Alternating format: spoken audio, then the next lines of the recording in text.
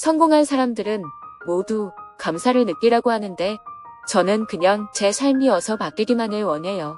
도대체 어떻게 해야 감사하는 마음을 느낄 수 있나요? 안녕하세요. 드림톡입니다.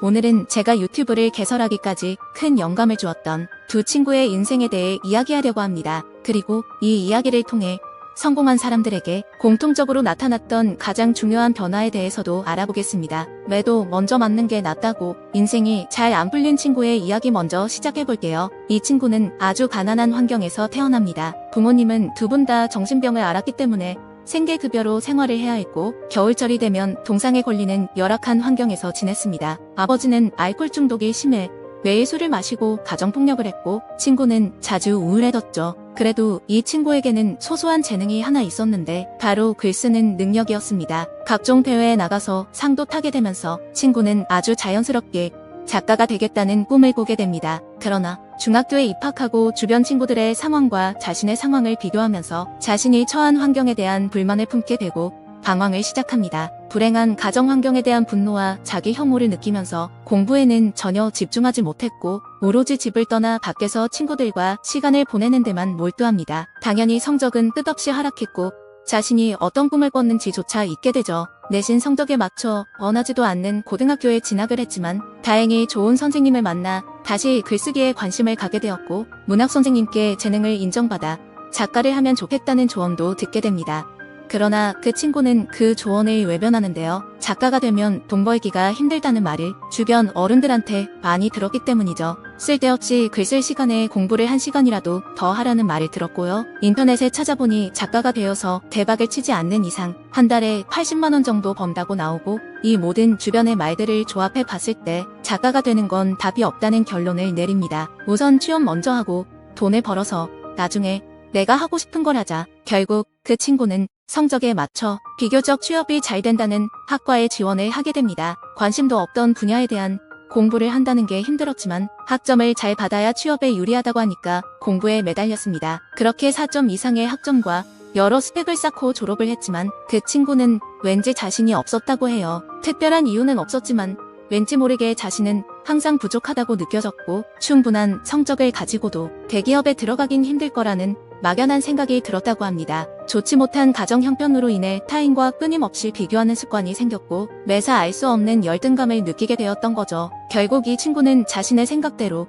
지원하는 모든 회사에서 낙방을 했고 자신의 스펙 대비 한참 낮은 수준의 회사에 취업을 하게 됩니다. 그래도 그 회사에서는 나름대로 적응을 잘했고 커리어를 쌓으며 다니고 있었지만 부모님은 여전히 제정신이 아니었고 여러 가지 문제로 빚이 늘어갔습니다. 결국 번 돈을 모두 생활비와 빚 갚는 데 쓰느라 저축을 하지 못했죠. 10년 가까이 뼈 빠지게 일했지만 이자로 빚은 더 늘어갔고 그때 친구는 이런 생각을 했다고 해요. 돈 벌어서 하고 싶은 거 하겠다고 온 건데 10년이 지나도 빚을 갖고 있네.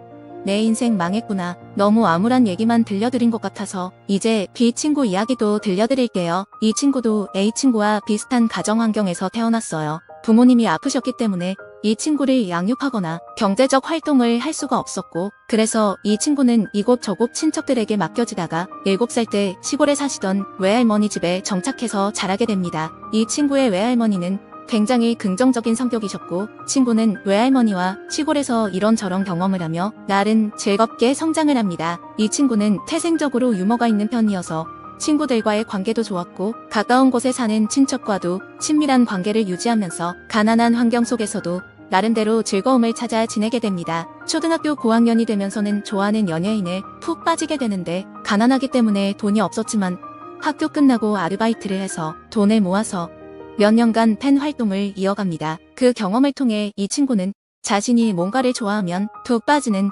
아주 열정적인 면이 있다는 걸 깨닫게 됩니다. 그렇게 중학교 2학년 때까지 팬 활동을 한 이후 고등학교 진학을 위해 공부에 집중했고 중학교 3학년 1학기에 150등 가까이 성적을 올리는 경험을 하게 됩니다. 이 경험을 통해 이 친구는 자신이 뭔가를 마음먹으면 이뤄내는 성격이라는 생각을 하게 되었고 그 생각은 고등학교에 가서도 이어져서 3년 동안 전교 1등을 수차례 할 정도로 좋은 성적을 유지하게 됩니다. 이후 대학을 진학할 때는 가정 형편을 고려해서 A친구처럼 취업이 잘 되는 학과를 골라 진학하였고 그 대학에서도 상위 10% 성적을 유지하게 됩니다. 대학교 졸업 후에는 1년 정도 취준생의 시간을 보냈지만 이후 평소 관심을 가지고 있던 분야의 회사로 취직에 성공하게 되었고 특유의 유머 있는 입담과 긍정적인 사고로 직장 동료들과도 잘 지냈으며 직장 내에서의 성과도 인정받아 동기들 중 가장 빨리 진급의 기회도 얻게 됩니다. 회사가 경영난에 시달리게 되면서 첫 직장은 그만두게 되었지만 이후에 직장을 다닐 때에도 성공적으로 커리어를 쌓고 우수한 사업으로 기업에 표창을 안겨줄 정도의 인재로 성장을 합니다. 지금까지 저의 인생에 큰 영감을 주었던 두 친구의 인생을 소개했는데요.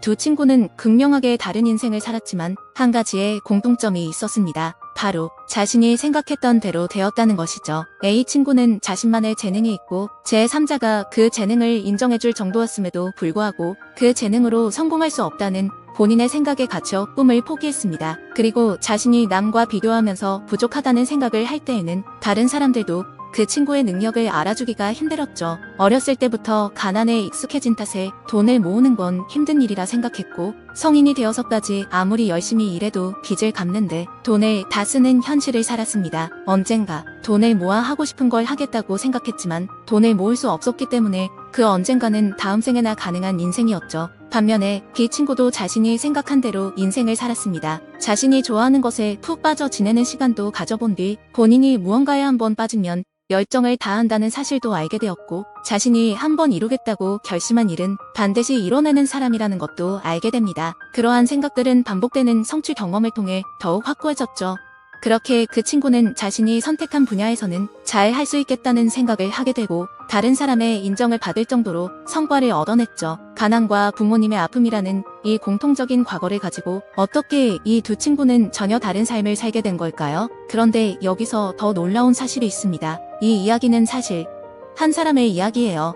제 이야기거든요. 지금까지 저의 인생을 되돌아보면서 힘들었던 순간들을 정리한 게 A의 인생이고 성취하고 이뤄냈던 순간들을 정리한 게 B의 인생입니다. 제가 이 이야기를 통해 말하고자 하는 건 바로 이건데요.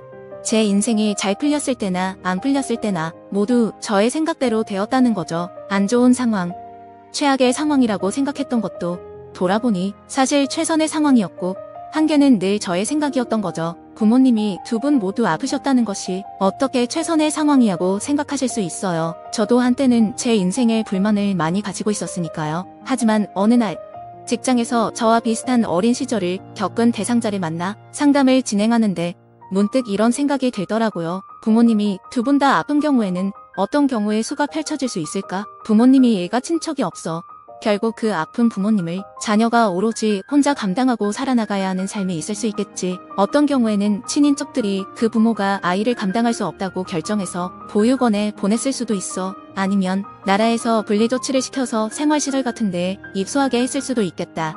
이런 생각들을 했죠. 그런데 모두 너무 싫더라고요. 외할머니께서 저를 키워주신 게 그 당시 제 상황에서는 가장 좋은 인생 시나리오라는 생각이 들었어요. 그것을 깨닫는 순간 저의 삶에 감사가 찾아왔습니다. 어릴 적 가정환경, 갑작스러운 사고나 자연재해와 같은 내가 선택할 수 없는 상황은 어쩔 수 없지만 내가 어떤 사람을 곁에 둘 것인지, 어떤 일을 하고 어떤 삶의 습관을 가질 것인지, 어떤 태도로 살 것인지 등 수많은 모든 것들이 다 내 생각대로 되는 거구나. 인생은 생각대로 살게 되는 거라는 걸 깨달은 거죠. 저는 4월 말에 잘 다니고 있던 직장을 그만뒀습니다. 월급은 적지 않았고 주변의 인정도 받았지만 열악한 근무 환경, 잦은 야근과 주말 출근 등으로 인생을 거의 일에 바쳐야 했고 나중에 임신을 못하게 될 수도 있을 만큼 건강이 악화됐었어요. 정말 개같이 일을 열심히 했는데 모은 돈도 거의 없었죠. 저는 이제 아픈 부모님과 생활비와 채무가 제 인생의 주인공이었던 삶에서 떠났습니다. 제가 하고 싶은 것들을 하며 살고 돈도 많이 벌고 원하는 아파트도 살 거예요. 감사를 느끼는 것은